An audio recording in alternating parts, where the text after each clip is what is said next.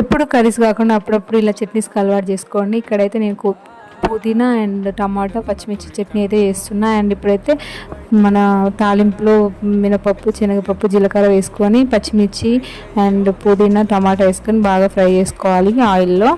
And ఇప్పుడైతే పల్లీలు ముందుగా వేయించి పెట్టుకున్న పల్లీలను అయితే ఫస్ట్ పల్లీలు మిక్సీ పెట్టుకోవాలి, ఎందుకంటే ఇవన్నీ వేసిన తర్వాత అవి మిక్స్ అవ్వవు అనమాట. అండ్ అది మిక్స్ అయిన తర్వాత మనం మిర్చిని తగినంత వేసుకోవాలి, ఎందుకంటే కొంచెం కారం చూసుకొని వేసుకోవాలన్నమాట. అండ్ అది మిక్సీ పెట్టిన తర్వాత కొన్ని మిగిలితే నేను తాలింపు అయితే వేస్తున్నా. అండ్ ఇప్పుడు తాలింపుకి అయితే కొంచెం ఆయిల్తో చట్నీ వేసుకోవచ్చు, హెల్త్కి మంచిది. అండ్ పుదీనా కూడా హెల్త్కి చాలా మంచిది కాబట్టి అప్పుడప్పుడు చట్నీలు ట్రై చేయండి. అండ్ ఇప్పుడు తాలింపు వేసుకున్న తర్వాత ఇంగువ కూడా వేసుకొని మిక్స్ చేసుకొని ఇప్పుడైతే తాలింపు అయితే వేసేసుకోవాలి. అండ్ ఫైనల్గా చట్నీ మాత్రం సూపర్ టేస్ట్ ఉంది. ఇలా మనం ఏ చట్నీ అయినా వేసుకోవచ్చు, బీరకాయ, ఆనకాయ అండ్ దొండకాయ చట్నీ వేసుకోవచ్చు, బెండకాయ చట్నీ వేసుకోవచ్చు.